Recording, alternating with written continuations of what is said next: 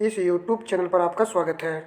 R O exam के लिए GK GS के महत्वपूर्ण प्रश्नों की मैंने दोस्तों सीरीज चला रखी है। सभी प्रश्न मोस्ट इम्पोर्टेंट है और सिलेक्टेड है, तो आप इस क्लास को जरूर अटेंड किया कीजिए। आर एग्ज़ाम के लिए महत्वपूर्ण क्लास है जीके जीएस की। चलिए क्लास को शुरू करते हैं। निम्नलिखित नदी एवं सहायक नदी का कौन सा युग्म सही है? राइट उत्तर ऑप्शन बी है। कावेरी नदी की सहायक नदी है भवानी नदी। दोस्तों ये वाला पॉइंट भी याद रखना है कि कृष्णा की सहायक नदी है दूध गंगा, इम्पोर्टेंट है। गोदावरी की सहायक नदी है इंद्रावती नदी। चलिए नेक्स्ट प्रश्न देखते हैं।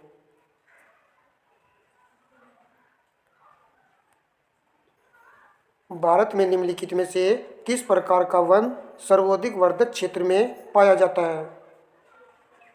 प्रश्न का राइट उत्तर ऑप्शन बी है। उष्ण कटिबंधीय सूक्ष्म पर्णपाती वन, पर्णपाती वन, पतझड़ वन, यह भारत में सर्वाधिक क्षेत्र में पाया जाता है। प्रश्न नंबर 3, निम्नलिखित में से कौन सा सही सुमेलित नहीं है? राइट उत्तर ऑप्शन सी है। बिजार्ड स्थानीय पवन है जो कि चिली में नहीं बहती है। यह दोस्तों कहाँ पर चलती है? आपको याद रखना है साइबेरिया। कहाँ पर? साइबेरिया, कनाडा व यूएसए देश में बहती है, इम्पोर्टेंट पॉइंट है। जबकि चिनकू स्थानीय पवन यूएसए देश में बहती है, सिराको सिसिली में, और नोवेस्टर भारत देश में बहने वाली स्थानीय पवन है। प्रश्न नंबर 4, जीव भार का पिरामिड किस पारिस्थितिकी तंत्र में उलट जाता है? राइट उत्तर ऑप्शन बी है, तालाब में।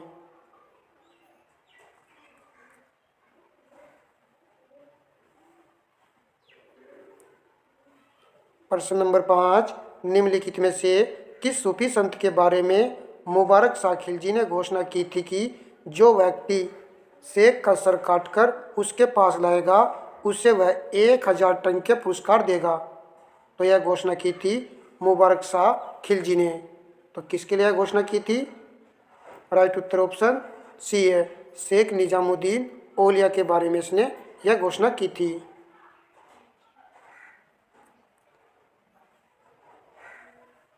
प्रश्न नंबर 6, सल्तनत कालीन शासकों में किसने कृषकों के लिए अकाल संहिता तैयार करवाया था?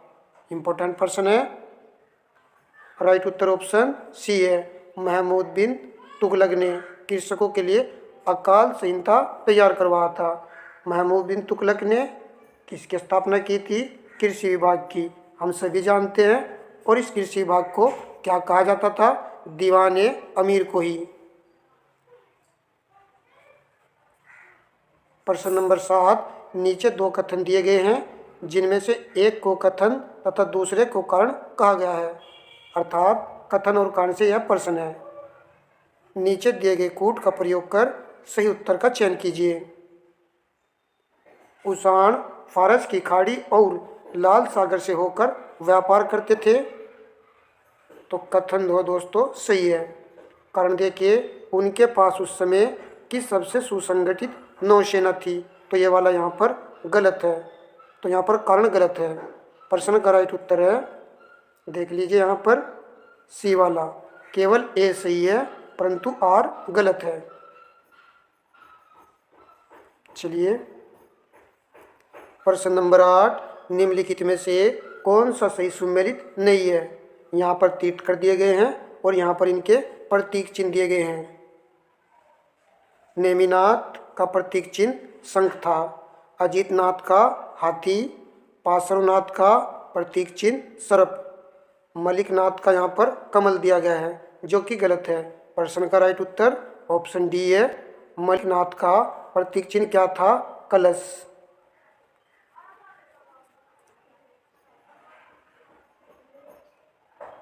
चलिए प्रश्न नंबर 9 लगाते हैं।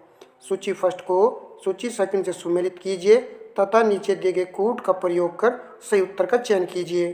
सूची फर्स्ट को देखिए और यहाँ पर सूची सेकंड को देख लीजिए। वल्लभाचार्य का संबंध था पुष्टि मार्ग से, ए का 3 आएगा। रामानुज का संबंध था विशिष्टा द्वैत से, बी का 4 आएगा।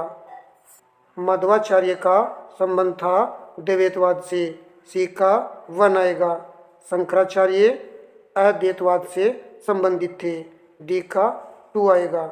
प्रश्न का राइट उत्तर है ऑप्शन ए 3, 4, 1, 2। इम्पोर्टेंट है, परीक्षा में पूछा जाता है कि किसका किससे संबंध है।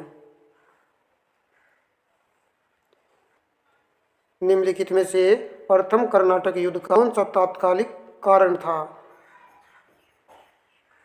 राइट उत्तर ऑप्शन सी है, अंग्रेजों द्वारा फ्रांसीसी जहाज़ों का अधिग्रहण, यही प्रथम कर्नाटक युद्ध का तात्कालिक कारण था। चलिए नेक्स्ट प्रश्न लगाइए। 1857 का विद्रोह मुख्यतः किस कारण से असफल रहा? राइट उत्तर ऑप्शन सी है, किसी सामान्य योजना और केंद्रीय संगठन की कमी के कारण 1857 का विद्रोह मुख्यतः असफल रहा।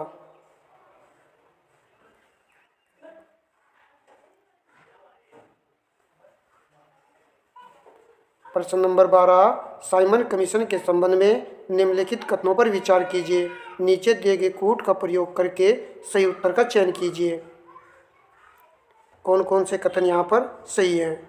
इसकी नियुक्ति 1919 एक्ट के क्रियान्वयन की पूछताछ के लिए की गई थी, तो पहले वाला कथन सही है। इसके अध्यक्ष सर जॉन साइमन थे, दूसरा वाला कथन भी सही है। भारतीय नेताओं ने इसका विरोध किया था, तो कथन नंबर 3 भी सही है। देखिए दोस्तों, साइमन कमीशन में कितने सदस्य थे? 7 सदस्य थे। एक भी सदस्य भारतीय नहीं था, इसलिए भारतीय नेताओं ने इसका विरोध किया था। साइमन कमीशन की जो नियुक्ति हुई थी 1927 ईस्वी में, जबकि साइमन कमीशन भारत पहुंचा था 1928 में। और कहां पर पहुंचा था? बम्बई। ये प्रश्न भी पूछा जाता है। पॉइंट नंबर 4 देखिए, उसने संघीय प्रकार की सरकार के लिए संस्तुति की थी, तो ये वाला पॉइंट भी यहाँ पर सही है। इस प्रश्न के चारों कथन सही हैं, तो प्रश्न का राइट उत्तर है ऑप्शन डी, उपर्युक्त सभी। मैंने इसके सभी फैक्ट आपको बता दिए हैं। प्रश्न नंबर 13, संपत्ति का अधिकार एक क्या है? राइट उत्तर ऑप्शन डी है, संवैधानिक अधिकार। संपत्ति का अधिकार 44वें संविधान संशोधन के द्वारा सन 1978 ईस्वी में मूल अधिकार की श्रेणी से इसको हटा दिया गया था। अब यह एक संवैधानिक अधिकार है। चलिए प्रश्न नंबर 14 देखिए। सूची फर्स्ट को सूची सेकंड से मिलान कीजिए। नीचे दिए गए कूटों का प्रयोग करके सही उत्तर को चुनिए। सूची फर्स्ट में सम्राट और सूची सेकंड में विरुद्ध यहाँ पर दिए गए हैं। सम्राट अशोक को प्रिय दर्शनी के नाम से भी जाना जाता है। एक का 2 आएगा। समुद्रगुप्त परम क्रमांक याद रखना आपको, बी का 1 आएगा। चंद्रगुप्त द्वितीय को किस नाम से जानते हैं? विक्रमादित्य, सी का 4 आएगा। स्कंदगुप्त कर्मादित्य, डी का 3 आएगा। प्रश्न का राइट उत्तर है ऑप्शन सी 2, 1, 4, 3। देखिए दोस्तों, अशोक को भी हम जानते हैं और चंद्रगुप्त द्वितीय को भी जानते हैं, तो आपको स्कंदगुप्त और समुद्रगुप्त को याद कर लेना है। प्रश्न नंबर 15, निम्नलिखित अर्थव्यवस्थाओं में से कौन उत्पादन के कारकों पर व्यक्तिगत स्वामित्व रखता है? पूंजीवादी, समाजवादी। देख लीजिए क्या उत्तर आएगा इसका। राइट उत्तर ऑप्शन ए है, पूंजीवादी। प्रश्न नंबर 16, जीएसटी क्या है? एक प्रत्यक्ष कर है या एक अप्रत्यक्ष कर है? राइट उत्तर ऑप्शन बी है, यह एक अप्रत्यक्ष कर है।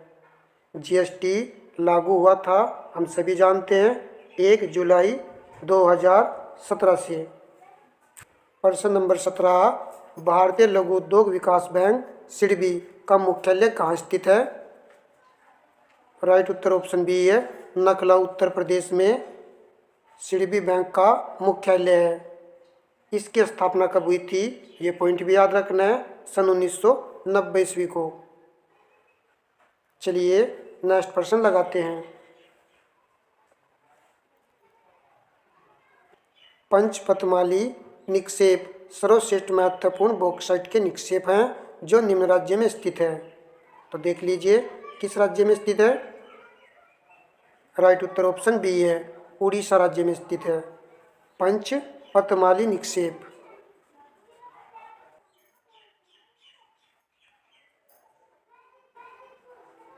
प्रश्न नंबर 19, जल के पृष्ठ पर रखी गई एक ठोस सुई जल पर तैरती है, तो यह किसके कारण तैरती है? राइट उत्तर ऑप्शन डी है, जल के पृष्ठ तनाव के कारण तैरती है।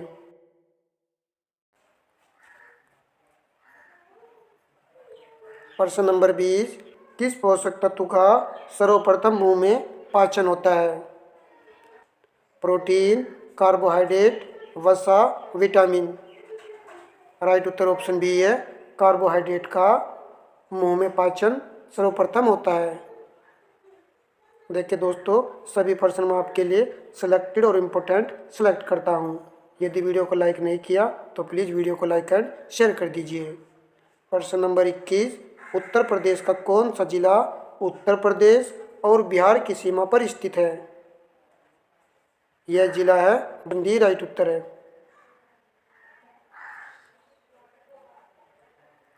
प्रश्न नंबर 22, उत्तर प्रदेश के किस शहर को सुहाग नगरी कहा जाता है? यह शहर कांच की चूड़ियाँ बनाने के लिए प्रसिद्ध है। हम सभी जानते हैं राइट उत्तर ऑप्शन ए है, फिरोजाबाद को सुहाग नगरी के नाम से जाना जाता है। प्रश्न नंबर 23, उत्तर प्रदेश का कौन सा शहर चिकनकारी साड़ियाँ नामक सुंदर कढ़ाई वाली साड़ियों के लिए प्रसिद्ध है? तो यह शहर है लखनऊ। ऑप्शन बी राइट उत्तर है। प्रश्न कई बार पूछा गया है कि चिकनकारी का संबंध किससे है, तो यह लखनऊ शहर से इसका संबंध है।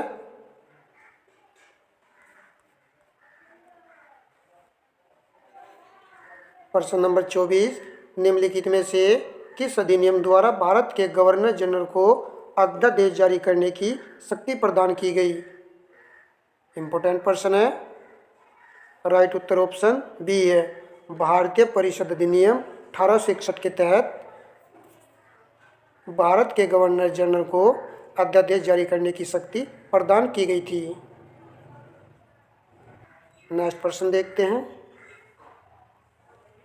रुक्मणी देवी अरुंडेल नृत्य के किस रूप में एक प्रतिष्ठित नर्तकी और कोरियोग्राफर थी? राइट उत्तर ऑप्शन सी है, भरतनाट्यम से का संबंध था रुक्मणी देवी जी का।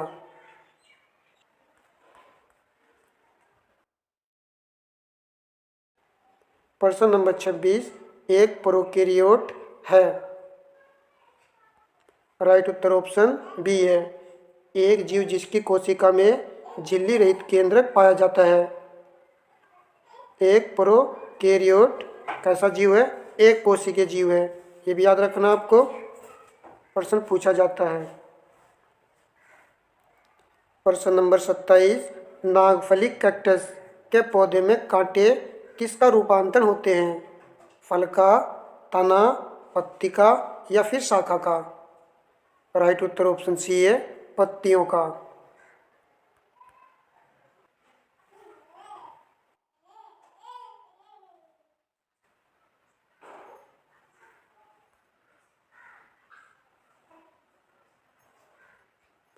प्रश्न नंबर 28, बहुआयामी निर्धनता सूचकांक के संबंध में कौन सा कथन असत्य है? तो यहाँ पर हमें असत्य कथन का चयन करना है। देख लीजिए, यहाँ पर बहुआयामी निर्धनता सूचकांक की संकल्पना को वर्ष 2010 से अपनाया गया था, तो पहले वाला कथन सही है। मानव गरीबी सूचकांक की संकल्पना को त्याग कर बहुआयामी निर्धनता सूचकांक को अपनाया गया। तो कथन नंबर बी भी सही है। इस सूचकांक में मानव विकास सूचकांकों को प्रतिबंधित करने वाले 4 आयामों को, 4 आयाम नहीं है दोस्तों, इसमें 3 आयाम हैं, सम्मिलित किया गया, जिन्हें 12 सूचकांकों में विभाजित किया गया। तो सी वाला कथन यहाँ पर गलत है। 3 आयाम कौन कौन से हैं पूछे जाते हैं परीक्षा में, तो यहाँ पर हम लिख देते हैं स्वास्थ्य है और दूसरा है शिक्षा और तीसरे वाला है जीवन स्तर। तो इनको आपको याद रखना है। चलिए प्रश्न नंबर देखते हैं नेक्स्ट। प्रत्येक वर्ष 27 सितंबर को विश्व स्तर पर मनाए जाने वाले विश्व पर्यटन दिवस 2023 की थीम क्या थी? राइट उत्तर ऑप्शन बी है, पर्यटन और हरित निवेश। विश्व पर्यटन दिवस 2023 की थीम है। चलिए प्रश्न नंबर 29 लगाइए। हाल ही में विश्व बौद्धिक संपदा संगठन द्वारा प्रकाशित ग्लोबल इनोवेशन इंडेक्स 2023 में 132 देशों के बीच भारत को कौन सी रैंक प्रदान की गई है? तो यहाँ पर देखिए कि भारत को कौन सी रैंक प्रदान की गई है।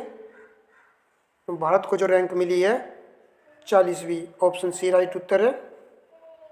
बौद्धिक संपदा सूचकांक में प्रथम रैंक किसकी है? यूएसए देश की।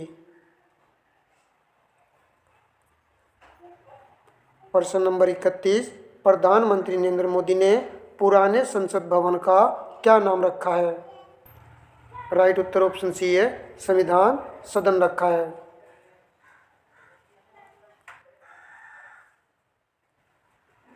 प्रश्न नंबर 32। भारत की G20 की अध्यक्षता पर पीपुल्स G20 नामक ई पुस्तक का अनावरण किसने किया है? राइट उत्तर ऑप्शन ए है, अपूर्व चंद्रा ने।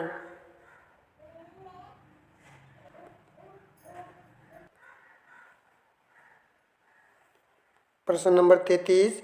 हाल ही में संयुक्त राज्य अमेरिका के न्यूयॉर्क में संपन्न हुए संयुक्त राष्ट्र महासभा के 78वें सत्र में भारत का प्रतिनिधित्व किसने किया? तो भारत का प्रतिनिधित्व किया एस जयशंकर ने। ऑप्शन ए राइट उत्तर है।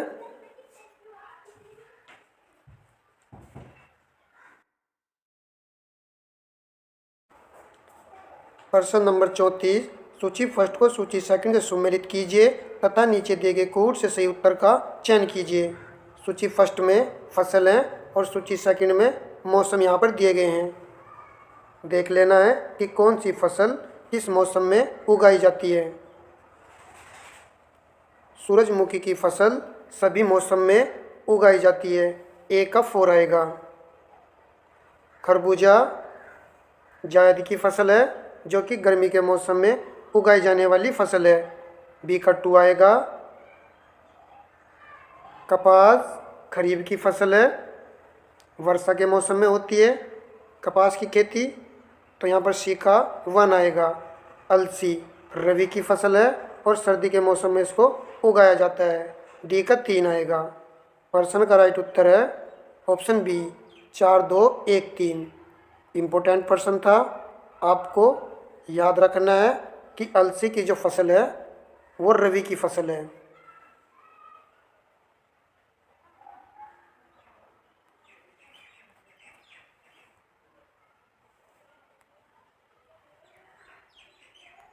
प्रश्न नंबर 35। फ्लाई ऐश एक प्रदूषक दहन उत्पाद है जो प्राप्त होता है जलाने से। किसको जलाने से यह प्राप्त होता है? राइट उत्तर ऑप्शन ए है, कोल पत्थर के कोयले को जलाने से फ्लाई ऐश उत्पन्न होता है।